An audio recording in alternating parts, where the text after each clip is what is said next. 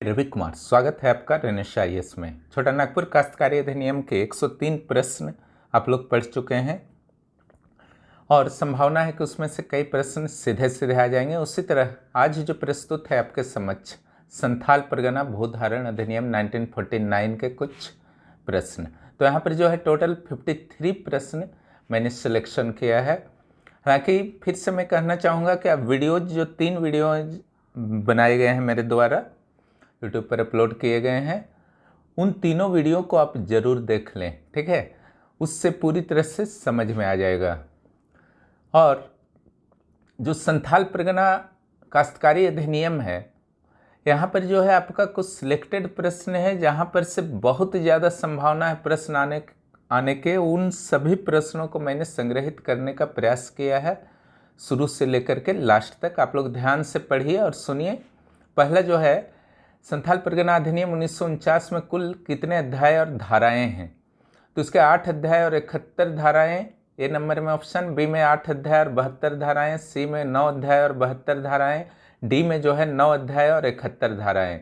सही उत्तर जो होगा सी होगा, 9 अध्याय और 72 धाराएं। चलिए अगले प्रश्न पर। इस पेज में मैंने सूत्र लिख दिया है, जो शॉर्ट ट्रिक्स मैंने दिया था वीडियो में कि किस ढंग से सारे अध्याय को आप याद करें। प्रारंभ में ग्राम प्रधाना, रैयत का बंजर खाली लगाना, भूमि न्याय पर विधि पुराना, एसपीटी का सूत्र कभी नहीं भुलाना, ठीक है। और कुछ इसमें नहीं है। अगला प्रश्न जो है अगले पेज में है। दूसरा नंबर प्रश्न पर आते हैं। चलिए, संथाल परगना क्षेत्र को पहले क्या कहा जाता था? इस क्षेत्र को नरीखंड, दामिनी कोह, जंगल तरी ट्रैक, उपरोक्त में से तीनों।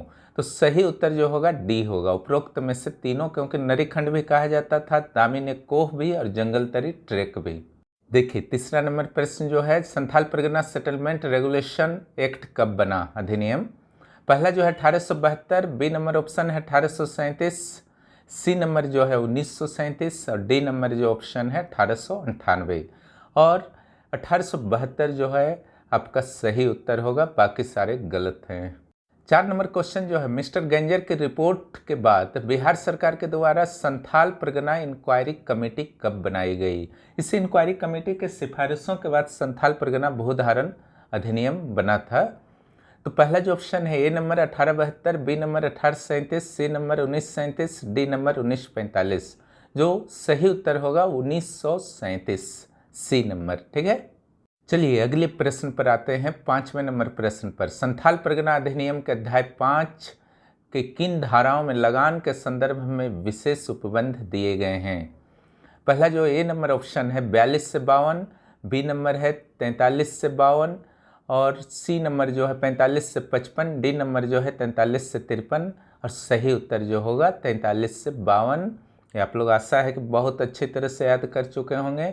जो अध्याय वाला सेक्शन है और जो आर्टिकल्स का रेंज है उसको बहुत अच्छे से याद कीजिएगा, और क्या उसमें विषय है जो मैंने सूत्र बताया है उससे तुरंत याद हो जाएगा, उसका प्रयोग करें। और ये है 6ठा नंबर प्रश्न, संथाल परगना भूधारण अधिनियम 1949 के अध्याय 4 में क्या है? ग्राम प्रधानों के संदर्भ में विशेष उपबंध है, या परिसीमन है, या भूमि अर्जन के बारे में दिया गया है, बंजर और खाली जोतों की बंदोबस्ती के बारे में दिया गया है। तो इसका जो सही उत्तर होगा डी, बंजर और खाली जोतों की बंदोबस्ती के बारे में दिया गया है अध्याय 4 में, बहुत इंपॉर्टेंट। चलिए 7वें नंबर प्रश्न को देखा जाए। संथाल परगना अधिनियम का विस्तार झारखंड के किन किन जिलों में है? ये धारा 1 में दिया गया है। कुछ जिलों के नाम जो है, पहले ऑप्शन में मैंने डाला है जामताड़ा, दुमका और Deoghar, B number Godda, C number Sahibganj और पाकुड़, डी नंबर उपरोक्त में से सभी। चूँकि सारे जिले जो हैं ऊपर वाले वो सारे संथाल परगना प्रमंडल के हैं, इसलिए एकदम जो सही आपका उत्तर होगा वो डी होगा, इसमें कोई कन्फ्यूजन नहीं है। और ये रहा प्रश्न नंबर 8, संथाल परगना उधारण नहीं भूधारण, इसको पढ़िएगा। भूधारण अधिनियम के धारा 3 में क्या शामिल है? एसपीटी का विस्तार क्षेत्र के बारे में विवरण। धारा 3 की बात हो रही है। एसपीटी के अधिनियम से संबंधित परिभाषाएं ए और बी दोनों। डी नंबर जो ऑप्शन है, धारा 3 का अस्तित्व समाप्त हो चुका है, यानी कि निश्चित हो चुका है। तो इसका उत्तर डी होगा। वास्तव में धारा 3 का अस्तित्व है ही नहीं है। मैं बता चुका हूँ क्लास के दौरान भी कि 1 और 2 के बाद जो है 4 नंबर धारा पढ़ना है। चलिए 9 नंबर प्रश्न को देखा जाए। संथाल परगना अधिनियम 1949 के अनुसार कृषि वर्ष कब से शुरू होते हैं? ये धारा 4 में वर्णित है। अगर किसी क्षेत्र में बंगला कैलेंडर को माना जाता है तो वहाँ पर कृषि वर्ष प्रथम वैशाख से शुरू होता है। अगर किसी क्षेत्र में फसलों के अनुसार कृषि वर्ष माना जाता है तो वहाँ पर अश्विन मास से शुरू होता है। जहाँ राज्य सरकार के अनुसार कृषि वर्ष माना जाता है वहाँ 1 अप्रैल से शुरू होता है। डी नंबर जो ऑप्शन है उपरोक्त में से तीनों, और सही उत्तर होगा डी। इससे मैंने स्पष्ट कर दिया था। चलिए प्रश्न संख्या 10 को देखिए। संथाल परगना टेनेंसी एक्ट की धारा 4 के अनुसार खास ग्राम किसे कहा जाता है? धारा 4 के अनुसार ध्यान रखिएगा। पहला जो है वह गांव जहां न तो मूल रैयत हो और न ही मूल रैयत वाले ग्राम प्रधान हो। मैंने कहा था ग्राम प्रधान होते हैं मूल रैयत, और जो आपका ठीक है इसको तो समझा नहीं सकते हैं अभी। चलिए बी नंबर जो है विशेषाधिकार प्राप्त गांव, और सी नंबर है पथलगड़ी वाले गांव उपरोक्त में से सभी। तो आपका ए नंबर जो होगा वो सही होगा कि जहां न तो मूल रैयत हो और न ही मूल रैयत वाले ग्राम प्रधान हो। ठीक है, वो होता है खास ग्राम। क्लियर। और गैर खास ग्राम में सामान्यतः मूल रैयत ही ग्राम प्रधान होते हैं। चलिए अगले प्रश्न पर। यह है 11 नंबर प्रश्न। संथाल परगना अधिनियम धारा 4 के अनुसार निम्न में से रैयत किसे कहा जाएगा? पहला जो ऑप्शन है जो स्वयं खेती करता है वो। दूसरा जो ऑप्शन है जो अपने परिवार की सहायता से खेती करता हो। तीसरा जो ऑप्शन है जो भाड़े के मजदूरों से भी खेती कराता हो। डी नंबर जो ऑप्शन है जिसे भूमि पर उत्तराधिकार का अधिकार प्राप्त हो, यानी कि उसके बाद उसके पुत्र को मिलेगा। और ई नंबर जो है उपरोक्त में से सभी। तो यहाँ पर तो आपका ई नंबर आंसर हो जाएगा।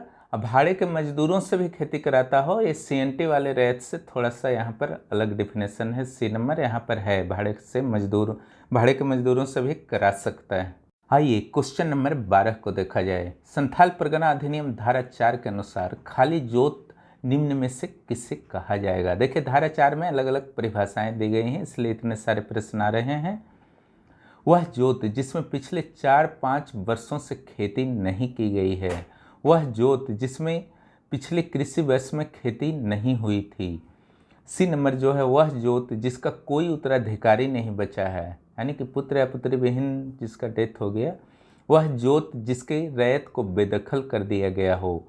तो इसका जो सही उत्तर होगा सी, वह जोत जिसका कोई उत्तराधिकार नहीं बचा है। इसे मैंने अच्छी तरह से समझाया था। क्वेश्चन नंबर 13 को देखा जाए। धारा 5 के अनुसार यहाँ गैर खास नहीं होगा, खास ग्राम होगा। खास ग्राम में कितने रैयतों की सहमति के बाद किसी की ग्राम प्रधान के रूप में नियुक्ति हो सकती है?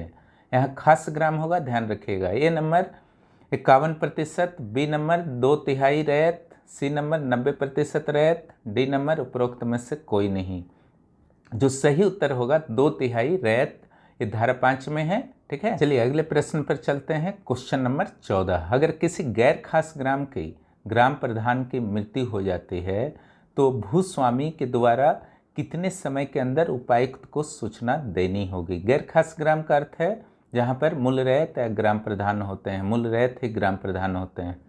और ये जो है धारा 6 के अनुसार उत्तर देना है।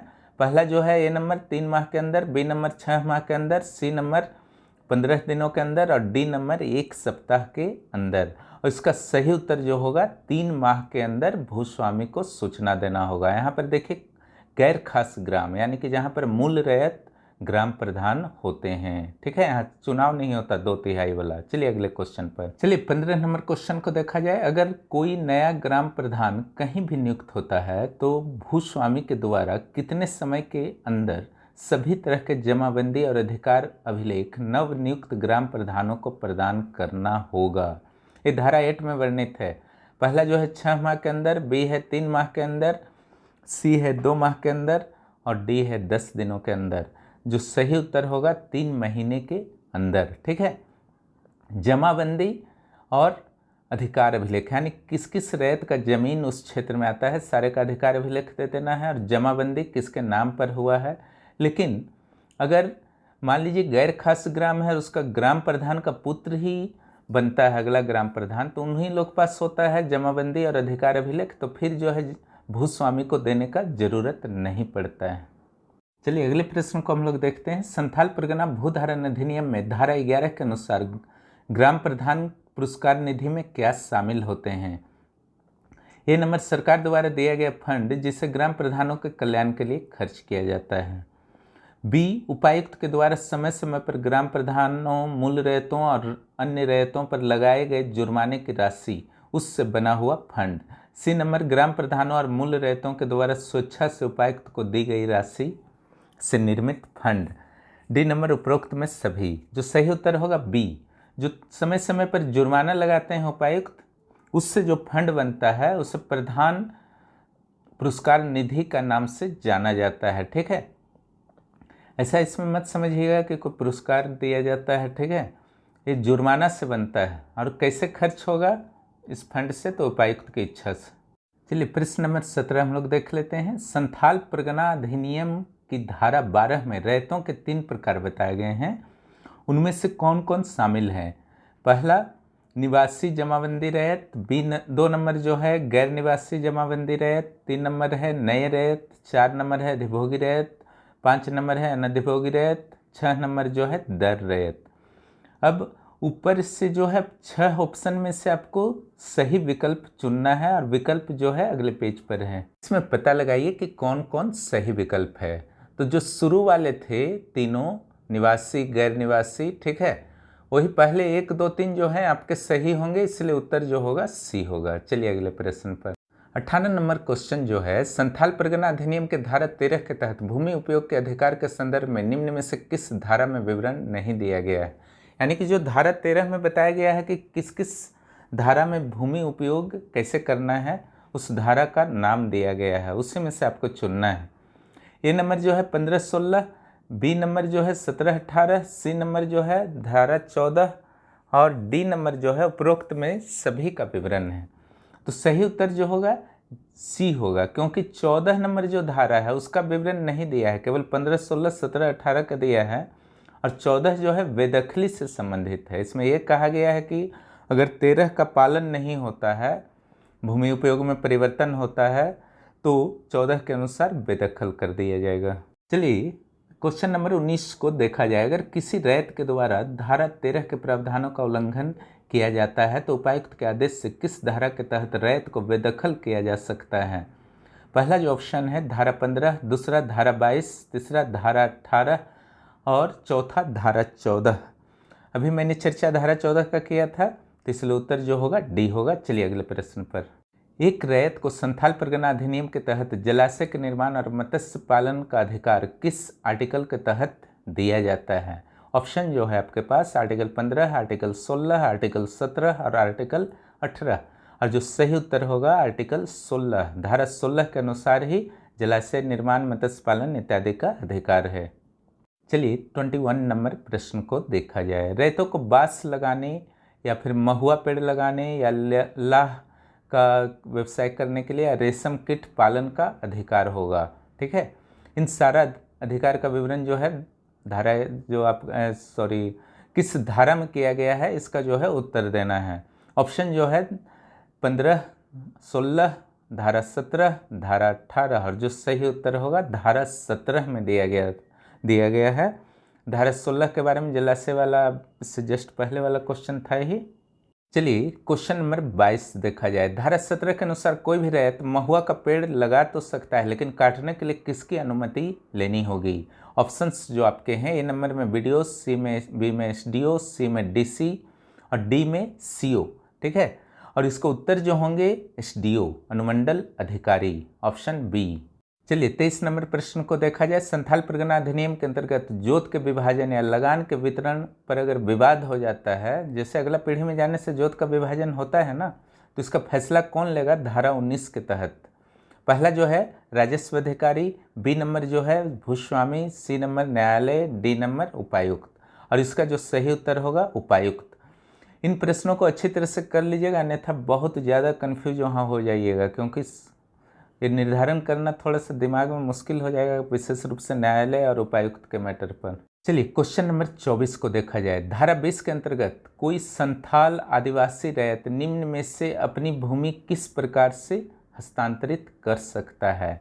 देखिए, संथाल परगना अधिनियम में धारा 13 और धारा 20 पर जबरदस्त कमांड रखिएगा। इन दोनों से ही हमको लगता है कि 2 क्वेश्चन आपके आ जाएंगे। पहला जो ऑप्शन है ए नंबर, अपने घर के महिला सदस्यों जैसे बेटी, पुत्री, विधवा पत्नी या विधवा माँ को अपने कुल जोत का अधिकतम 50% तक दे सकता है। एक सीमा फिक्स है, मैंने भी क्लास लिया था। दूसरा जो है घर जमाई या गर्दी जमाई भी बोला जाता है, को भी हस्तांतरित कर सकता है, यानी कि अगर वो घर में रह गया है अपने फादर इन लॉ के घर में, उस स्थिति में सी, ए और बी दोनों संभव है और डी उपरोक्त में से कोई नहीं। तो जो सही उत्तर होगा सी होगा, ए और बी दोनों संभव है। चलिए अगले प्रश्न पर देखा जाए। 25 नंबर प्रश्न क्या है? संथाल परगना अधिनियम की धारा 20 के अनुसार आदिवासी या गैर आदिवासी रहते निम्न में से किन संस्थाओं के पास ऋण प्राप्त करने के लिए अथवा ऋण चुकाने के लिए अपनी जमीन बंधक या विक्रय कर सकता है? यह अधिनियम के अनुसार वैध होगा। ठीक है, जो भी उत्तर होगा मैं समझा चुका हूँ वीडियो क्लासेस में। A number, Reserve Bank of India अधिनियम 1934 के तहत गठित अनुसूचित बैंक जो कृषि ऋण भी प्रदान करते हैं। दूसरा ऑप्शन बी नंबर जो है, Bihar Orissa cooperative society act 1935 के अधीन निबंधित संस्थाएं जो कृषि ऋण भी प्रदान करती हों।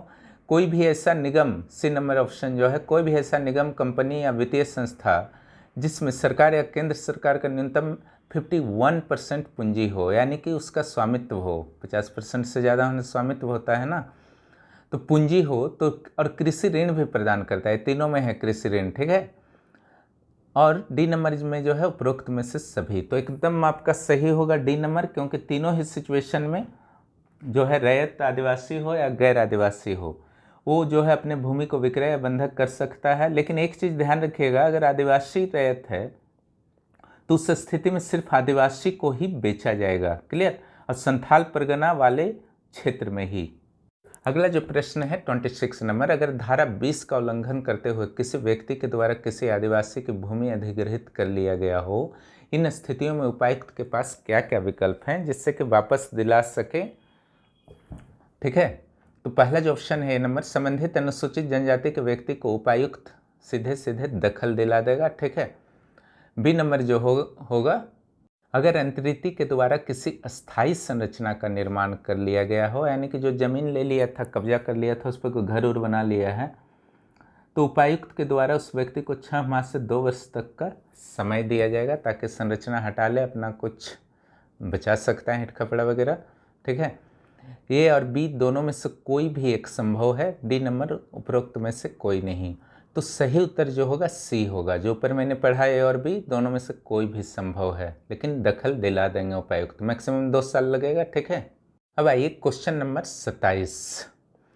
यदि धारा 20 का उल्लंघन कर किसी अंतरिति के द्वारा, अंतरिति मैंने जिसने जमीन खरीद लिया है, किसी अस्थायी संरचना का निर्माण कर लिया गया हो, तो किन स्थितियों में उपायुक्त इस अस्थायी संरचना को विधिमान्य घोषित कर सकेगा? ये आपका जो CNT एक्ट मैंने समझाया था 1908 का, ठीक उसी तरह SPT में भी है। SPT में भी मैंने समझाया था। पहला जो ऑप्शन है, यदि अंतरिति के द्वारा अंतरक को समान गुणवत्ता और समान मूल्य की भूमि आसपास के अन्य क्षेत्रों में दे दी जाए। ठीक है, और बी नंबर है, यदि अंतरिति के द्वारा अंतरक को, अंतरक मैंने जनजातीय वर्ग का व्यक्ति हुआ, अंतरिति मैंने जो अवैध रूप से कब्जा कर लिया है, अंतरिति के द्वारा अंतरक को क्षतिपूर्ति के रूप में उस राशि का भुगतान कर दिया जाए जिससे उपायुक्त के द्वारा निर्धारित किया गया है। जो उपायुक्त बोला है कि इतना होना चाहिए उतना देना होगा। ठीक है, ये या बी दोनों में से कोई एक स्थिति, और डी नंबर जो है विधिमान्य करना संभव नहीं ऑप्शन है, तो सी नंबर है। ठीक है, या तो जमीन दे दे या फिर उपायुक्त द्वारा निर्धारित मनी दे दे, इसलिए सी नंबर उत्तर होगा। चलिए अगले प्रश्न पर चलिए 28 नंबर क्वेश्चन को देखा जाए। संथाल परगना भूधारण अधिनियम की धारा 21 के अनुसार गैर आदिवासी रैयत भुगत बंध बंधक के रूप में कितने समय तक अपनी जोत या उसके किसी अंश को या उसके भाग को बंधक के रूप में रख सकता है? भुगत बंध बंधक और गैर आदिवासी। ठीक है, गैर आदिवासी, भुगत बंध बंधक, ध्यान रखिएगा। 2 क्वेश्चन अच्छी तरह से पढ़िएगा एग्जाम में, जब भी 2 मई को आप लोग बैठेंगे। ठीक है, ए नंबर में कहा गया है 5 वर्ष, बी नंबर में 10 वर्ष, सी नंबर में 6 वर्ष, डी नंबर में 7 वर्ष, और इसका जो सही उत्तर होगा 6 ईयर्स। 6 ईयर्स तक रख सकता है, सर तो ही है। ठीक है, जो जस्ट कुछ क्वेश्चंस पहले बताया गया आपको, बिहार उड़ीसा का जो सहकारी सोसाइटी 1935 वाला है, आरबीआई वाला है, और केंद्र या राज्य सरकार का 51%। ठीक है, कोई भी वित्तीय संस्था में रहना चाहिए, उन्हीं संस्थाओं को जो है बंधक रखा जा सकता है। ठीक है, चलिए 29 नंबर क्वेश्चन देखा जाए। यदि किसी संस्था या व्यक्ति के द्वारा गैर आदिवासी रेत को रैत समझिएगा, रैत की भूमि को बंधक रखा जाता है और 6 वर्ष की अवधि समाप्त होने के बाद भी कब्जा बरकरार रखता हो, तो क्या उसे दंड मिल सकता है? उसमें यानी कि उससे क्या दंड मिलेगा? ये नंबर जो है आपका ऑप्शन 3 महीना का कैद मिल सकता है, बी नंबर 500 रुपये का जुर्माना, सी नंबर 3 महीने का कैद या 500 रुपये का जुर्माना, या दोनों, डी नंबर उपरोक्त में से कोई नहीं। मैंने पढ़ाया ही था, सी नंबर उत्तर होगा 3 महीने का कैद या 500 रुपये जुर्माना, या फिर दोनों। ये 30 नंबर प्रश्न पर संथाल परगना अधिनियम की धारा 22 के तहत किन किन स्थितियों में कोई रैयत अपना जोत अधिकतम 10 वर्षों के लिए अनुमंडल अधिकारी की अनुमति से न्यास पर दे सकता है, यानी कि किसी और व्यक्ति को या व्यक्ति समूह को दे सकता है? तो उसमें से कौन कौन ऐसे कारण हैं जो धारा 22 में वर्णित हैं? तो अस्थायी अनुपस्थिति या हल बैल की क्षति हो जाना, ठीक है, बीमारी, नाबालिग होना या विधवा हो जाना, अकेली हो जाना विधवा होने के बाद, उपरोक्त में से सभी स्थितियां। तो सही उत्तर जो होगा डी होगा। मैंने पढ़ाया था कि सारी स्थितियों में। ठीक है, चलिए अगले प्रश्न पर। चलिए क्वेश्चन नंबर 31 को देखा जाए। संथाल परगना अधिनियम की धारा 23 के तहत अगर कोई रैयत आपसी सुविधा के लिए अपनी भूमि की अदला बदली करना चाहता है, धारा 23, धारा को अच्छी तरह से कंट्रोल कीजिएगा, जो मैंने लिख दिया है आज के क्लासेस में, ठीक है, या फिर पिछले क्लास में जो CNT वाले में लिखा था उतना धारा तो जरूर कर लीजिएगा। तो 23 के अंतर्गत अदला बदली करना चाहता है, तो इस अदला बदली की अनुमति देने से पूर्व उपायुक्त किन किन तथ्यों की जांच करेंगे? तो ये नंबर जो है, रैयत के द्वारा भूमि की अदला बदली उसी गांव या आसपास के गांव के रैयत के साथ करनी है, इसका जांच करेंगे। बी नंबर में बदली आपसी सुविधा के लिए हुआ है, न कि यह गुप्त विक्रय है, चुपचाप से बेच तो नहीं रहा है। ठीक है, अदला बदली की जाने वाली भूमि के मूल्य और गुणवत्ता जो होने चाहिए समान है। इन तीनों तथ्यों की जांच करेंगे, इसलिए तीनों जो है सही होगा और सही उत्तर डी होगा। ठीक है, ऐसा नहीं होना चाहिए कि खराब भूमि के बदले कोई अच्छा भूमि अदला बदली कर लिया, धमकी देकर किसी कमजोर को। ठीक है, इसलिए उपायुक्त तो जरूर जांच करेंगे। चलिए अगले प्रश्न पर, और यह है क्वेश्चन नंबर 32। रैयत जोतों के हस्तांतरण पर निबंधन शुल्क कितना लगेगा? धारा 24 के अनुसार आपको उत्तर देना है। ठीक है, तो पहला जो ऑप्शन है, सामान्य स्थिति में, यानी कि नॉर्मल जो सिचुएशन होता है, सामान्य स्थिति में दिए जाने वाले वार्षिक लगान, कुल वार्षिक लगान का 2% लगेगा। अगर भूमि लगान मुक्त है तो भूमि के मूल्य का 1% लगेगा। बी नंबर ऑप्शन है। 80 नंबर, अगर भूमि को अपनी संतान यानी कि अगली पीढ़ी के पास स्थानांतरित किया जा रहा है उत्तराधिकार के रूप में, तो कोई शुल्क नहीं लगेगा। उपरोक्त में से तीनों सही, तो वास्तव में सही है तीनों ही। ठीक है, ये मैंने बताया था धारा 24 जब पढ़ा रहा था, इसलिए उत्तर जो होगा डी होगा। अगर भूस्वामी द्वारा हस्तांतरण या निबंधन करने से इनकार किया जाता है, सभी कुछ सही है फिर भी, तो उपायुक्त जो है निबंधित कर देंगे और वो माना जाएगा कि भूस्वामी ने ही किया है निबंधन। ठीक है, वर्तमान में भूस्वामी का अस्तित्व नहीं है, इसलिए सब तनाव आपको नहीं लेना है। चलिए अगले प्रश्न पर, यह है क्वेश्चन नंबर 33। संथाल परगना अधिनियम की धारा 27 के तहत अगर बंजर भूमि या खाली जोत की बंदोबस्ती का पट्टा दिया जाता है, तो इसकी प्रतियां किसके किसके पास हो, यानी किसको किसको जो है फोटोकॉपीज मिलेगा, कॉपी मिलेगा, प्रमाणित कॉपी। ठीक है, तो ये जो है 4 प्रति में तैयार होगा। क्लियर, एक उपायुक्त के पास, दूसरा भूस्वामी, तीसरा ग्राम प्रधान, चौथा रैयत। ठीक है, ये चारों के पास एक एक रहेगा, इसलिए जो सही उत्तर होगा डी, उपरोक्त में से सभी के पास। मैसेज को मैसेज समझिएगा, सही जो है उत्तर डी है। 34 नंबर प्रश्न को देखा जाए। बंजर जमीन या खाली जमीन की बंदोबस्ती जब की जाती है तो निम्न में से क्या ध्यान रखा जाता है? ठीक है, ध्यान रखिएगा, यहाँ पर ध्यान रखा जाता है, वो मिट गया है क्योंकि नहीं लिखा गया था। चलिए, धारा 28 के अनुसार आपको उत्तर देना होगा, जो मैंने क्लासेस लिया था। ये नंबर में जो है रैयतों की आवश्यकता और क्षमता, रैयत की जमाबंदी, भूमि से बंजर भूमि के समीपता, यानी कि जो अपना उसका भूमि है उससे बंजर भूमि कितना सामने है, गांव में आवास और स्थायी निवास है या नहीं, समाज या ग्राम के प्रति किए गए सेवा। ई नंबर में उपरोक्त सभी। तो ये चारों मैंने बताया था, ठीक है, इसलिए स्पष्ट रूप से जो उत्तर होगा ई होगा। चलिए क्वेश्चन नंबर 35 देखा जाए। किसी भी बंजर भूमि की बंदोबस्ती कितने वर्षों के अंदर उपायुक्त के द्वारा रद्द कर दी जाएगी यदि इस बंजर भूमि को आबाद करने की दिशा में कोई कदम नहीं उठाया जाता है। धारा 33 के प्रावधानों के अनुसार ये उत्तर आपको देनी है। ए नंबर जो है 10 वर्ष, बी नंबर 5 वर्ष, सी नंबर 15 वर्ष, डी नंबर 7 वर्ष। और सही उत्तर जो होगा बी होगा। ये बहुत इंपॉर्टेंट प्रश्न है 35 नंबर, ठीक है।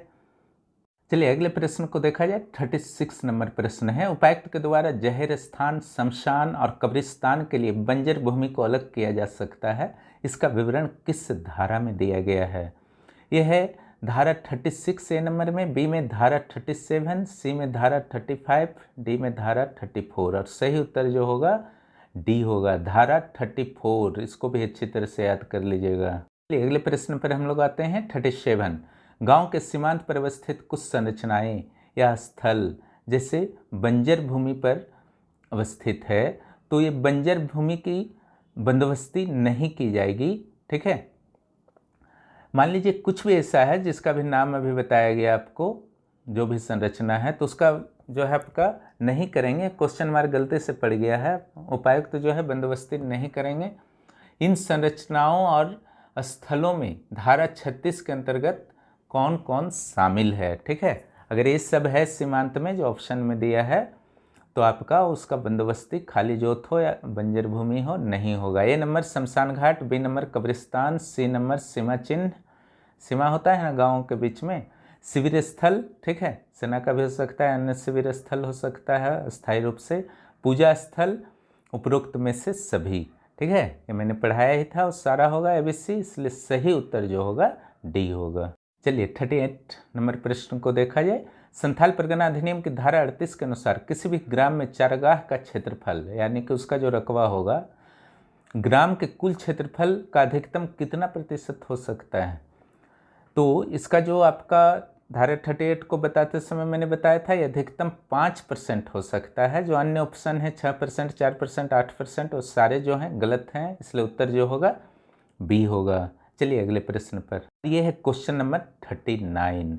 दामिनी कोह क्षेत्र में किसी भी बंजर भूमि या खाली जोत को गैर पहाड़िया के नाम बंदोबस्त नहीं किया जा सकता है। दामिनी कोह क्षेत्र में, ठीक है, यानी कि अगर बंदोबस्ती होगा भी खाली जोत या बंजर भूमि, ठीक है, अध्याय 4 के अनुसार, तो किसके नाम से होगा, किसी पहाड़िया जनजाति के सदस्य के नाम पर ही होगा। तो इसका प्रावधान किस धारा में है, धारा 41 या धारा 42 या धारा 39 या धारा 40, ठीक है। तो इसका जो सही उत्तर होगा ए, धारा 41। जो भी दोस्त हमारे चैनल पर नए आए हैं सब्सक्राइब जरूर कर लें और बेल आइकन को भी जरूर दबा दें, क्योंकि यहाँ पर प्रतिदिन पोस्ट डाले जा रहे हैं, 1 या 2 पोस्ट जो आपकी परीक्षा के लिए अत्यंत महत्वपूर्ण है। और सिर्फ खुद ही नहीं जोड़ें बल्कि अपने दोस्तों को भी जरूर जोड़ें ताकि उन्हें भी लाभ प्राप्त हो। चलिए 40 नंबर क्वेश्चन को देखा जाए। बंजर भूमि एक खाली जोत पर अवैध रूप से दखल करने वाले, एक ने यास पढ़िएगा उसको, बंजर भूमि या खाली जोत पर अवैध रूप से दखल प्राप्त करने वाले किसी भी व्यक्ति को उपायुक्त किस धारा के तहत बेदखल कर सकता है। यह अध्याय 4 का अंतिम धारा था, क्लू में दे देता हूँ, यानी कि जो ऑप्शन है 43, धारा 42, धारा 41, धारा 44, उसमें अध्याय 4 का अंतिम जो धारा है वो 42 है, इसलिए जो उत्तर होगा बी 42। चलिए अगले प्रश्न पर, चलिए क्वेश्चन नंबर 41 को देखा जाए। अगर कोई भूस्वामी या ग्राम प्रधान या मूल रैयत किसी रैयत के साथ वस्तु के रूप में लगान लेने का समझौता कर लेता है तो यह धारा 43 के अनुसार वैध होगा या अवैध। आपको देखना है 43 के अनुसार, ओके। इसमें जो है आपका पहला ऑप्शन है वैध, बी नंबर है अवैध, सी नंबर है एक सीमा तक वैध और डी नंबर जो है उपरोक्त में से कोई नहीं। तो सही उत्तर जो होगा धारा 43 के अनुसार यह अवैध होगा, बी नंबर सही उत्तर होगा। लेकिन छोटा नागपुर टेनेंसी एक्ट में क्या था, ये जो वैध था, लेकिन राजस्व अधिकारी या उपायुक्त जो है आर्टिकल 61 के तहत उसमें फैसला लेते थे। कभी कभी दोनों के बीच तुलना भी कर लिया कीजिए। इसमें है संथाल परगना अधिनियम की धारा 43A के अनुसार किस अवधि में लगान को नहीं जमा करने पर बकाये लगान में शामिल कर लिया जाएगा। यानी कि वो कौन सा समय है जब आप नहीं करेंगे तो आपका जो लगान बच गया नहीं जमा कर पाए वो बकाया में चला जाएगा, उस पर फिर ब्याज वगैरह लग सकता है। ए नंबर प्रत्येक तिमाही के अंत में, बी नंबर प्रत्येक वर्ष के अंत में, सी नंबर प्रत्येक छमाही के अंत में, डी नंबर ऐसा कुछ भी प्रावधान नहीं है, यानी कि जब मन करे तब कीजिए। तो उत्तर ए होगा, प्रावधान है प्रत्येक तिमाही के अंत में 43 ए में। चलिए क्वेश्चन नंबर 43 देखते हैं। लगान को मनी ऑर्डर के द्वारा भी भुगतान किया जा सकता है, ठीक है, चाहे कोई भी भुगतान करे, रैयत करे, मूल रैयत करे, ग्राम प्रधान करे या जमींदार करे, भूस्वामी करे, है ना, सबको करना ही है। कलेक्शन करके कोई कर रहा, कोई डायरेक्ट दे रहा। तो किस धारा में है कि मनी ऑर्डर से भी भेज सकता है? तो इसका जो ऑप्शन है धारा 46, धारा 43, धारा 45 और धारा 48। जो सटीक उत्तर होगा 45, धारा 45। अगर रैयत को के द्वारा भूस्वामी, ग्राम प्रधान या मूल रैयत को लगान या ब्याज चुकाया जाता है, लगाने नहीं लगान पढ़िएगा, लगान या ब्याज चुकाया जाता है, तो किस धारा के अंतर्गत इन्हें रसीद प्राप्त करने का अधिकार होगा? तो धारा 46, धारा 49, धारा 47 या धारा 50। तो इसका उत्तर जो होगा सही सी होगा, धारा 47। भूस्वामी या ग्राम प्रधान को देना ही होगा रसीद, चाहे वो ब्याज ले या लगान ले। सीएनटी में ये था धारा 54 में। यहाँ पर भी दंड का प्रावधान है, वहाँ पर भी दंड का प्रावधान था।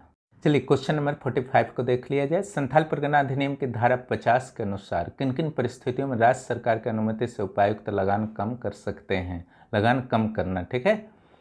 50 का जो आपका धारा 50 का है, ये नंबर है, यदि बालू पड़ गया है खेत में या पानी भर गया है, अब मिट्टी का गुणवत्ता जो है बहुत अस्थायी रूप से समाप्त हो गया है लगभग। बी, अगर पिछले 6 माह से सिंचाई की व्यवस्था नहीं हो पाई है, ठीक है। और उसके बाद जो है अगर खाद्यान्नों का औसत मूल्य गिर गया है। डी नंबर जो है उपरोक्त सभी स्थितियों में। जो सही उत्तर होगा डी, उपरोक्त सभी स्थितियों में।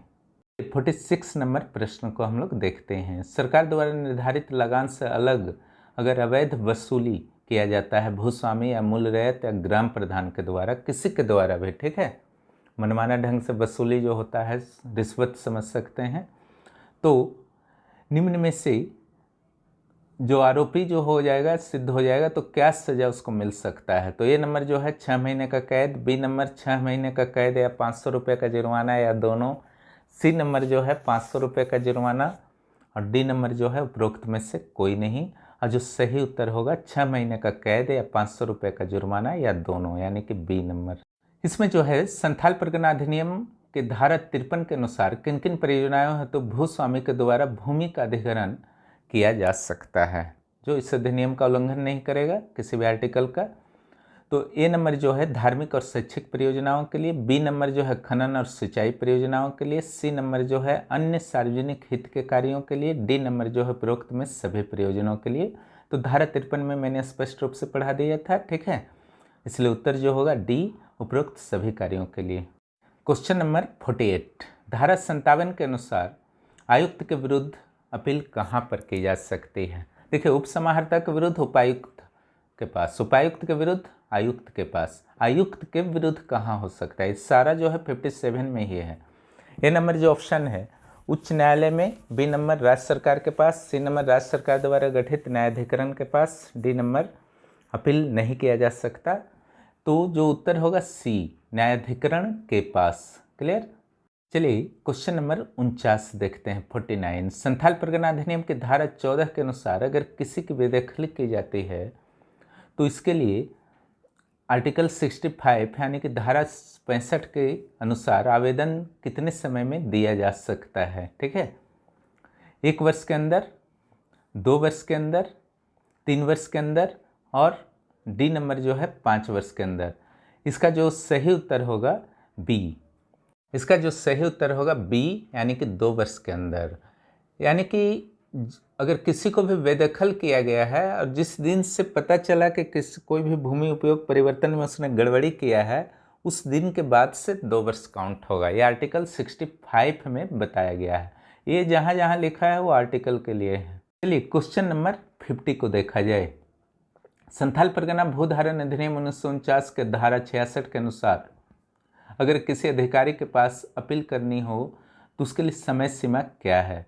ए, उपायुक्त के पास अपील करने की समय सीमा 60 दिनों के अंदर, और आयुक्त या न्यायाधिकरण के पास, बीच में यह जोड़ लीजिएगा, आयुक्त या न्यायाधिकरण के पास अपील करने की सीमा अधिकतम 90 दिनों के अंदर। सी, ए और बी दोनों सही है, डी उपरोक्त में सभी गलत है। तो आर्टिकल 66 पढ़ाने के दौरान मैंने बताया था कि ए और बी दोनों में जो 60 और 90 डेज हैं वही होता है, इसलिए उत्तर जो होगा सी होगा, दोनों सही है। चलिए अगले प्रश्न पर बात की जाए। संथाल परगना अधिनियम की धारा 67 के अनुसार अगर किसी अधिनियम की धारा 20 का इसी अधिनियम के धारा 20 का उल्लंघन कर कपटपूर्ण ढंग से भूमि का हस्तांतरण किया जाता है तो आरोपी व्यक्ति को कौन सी सजा मिल सकती है?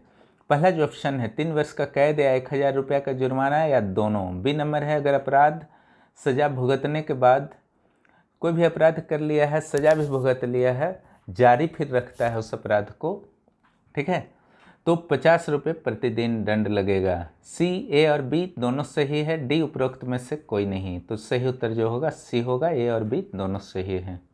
चलिए क्वेश्चन नंबर 52 को हम लोग देखते हैं। धारा 67 के अनुसार निम्न में से कौन कौन से कर्तव्य भूस्वामी के लिए निर्धारित किए गए हैं जिसका पालन नहीं करने पर इन्हें 5 रुपये का दंड लग सकता है? ए, जलाशय, आहार, नाला, तालाब इत्यादि का मरम्मत कराना। बी, चारागाह और ग्राम पथ का निरीक्षण करना। सी, ग्राम प्रधान या मूल रैयत के किसी भी हस्तांतरण की सूचना उपायुक्त को देना। डी, उपरोक्त में से सभी। तो उत्तर जो होगा डी होगा, इस शॉर्ट वीडियोज में भी आपके लिए डाला गया था। चलिए अगले प्रश्न पर, और यह क्वेश्चन नंबर 53। धारा 67 के अनुसार अगर आहार, नाला, तालाब इत्यादि की मरम्मति में कोई रैयत सहयोग नहीं करता या फिर ग्राम के किसी भी भूमि पर कब्जा करता हो तो उस स्थिति में रैयत पर कितना दंड लगेगा? यहाँ रैयत छूट गया है, रैयत पढ़ लीजिएगा, मैं बता ही दिया हूँ। उसके बाद जो इसका ऑप्शन है 5 रुपया, 10 रुपया, 15 रुपया और 13 रुपया। उत्तर जो होगा ए होगा, 5 रुपया। जो भी आपका भूस्वामी है और जो आपका रैयत है, दोनों का धारा 67 में ही है आपका, और एक आर्टिकल 20 वाला, तीनों जो है धारा 67 में है। और जो दंड है अपने कर्तव्यों का नहीं पालन करने का, वो 5 रुपया ही है दोनों के लिए। हमारे चैनल को आप सब्सक्राइब करें, दोस्तों को भी प्रोत्साहित करें और जुड़े रहें। और परीक्षा की तिथि 2 मई है, अब अत्यंत कम समय है। कल मैं कोशिश करूंगा आपदा प्रबंधन जो झारखंड का जो प्रारंभिक परीक्षा है उसका सेकेंड पेपर से संबंधित है, वहाँ से 5 प्रश्न आने वाले हैं, उसके नोट्स आपको प्रोवाइड कर दूँ। हमसे जुड़े रहें, धन्यवाद।